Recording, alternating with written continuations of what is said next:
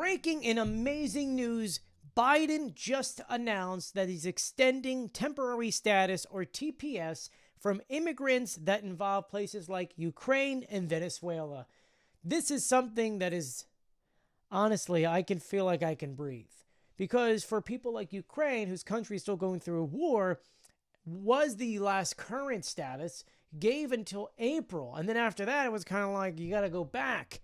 But now, this is allowing these people to stay here for another 18 months. For those who don't know what TPS is, it is a status given to those who came to this country because the countries, well, it's either they're at war, it's just not safe for them to return.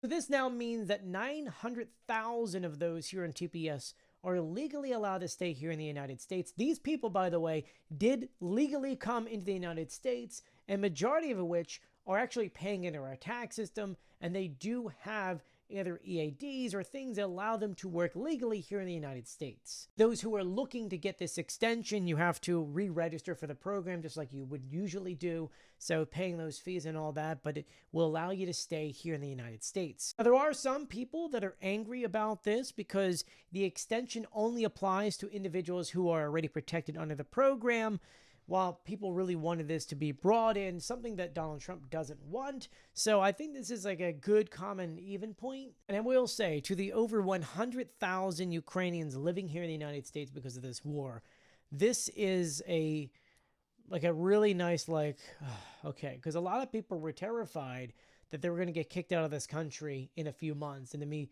forced to go back to Ukraine, some of which have no homes because Russia destroyed them. I'll be sure to keep you guys updated on everything happening in Ukraine and, of course, world news, so be sure to follow me for more.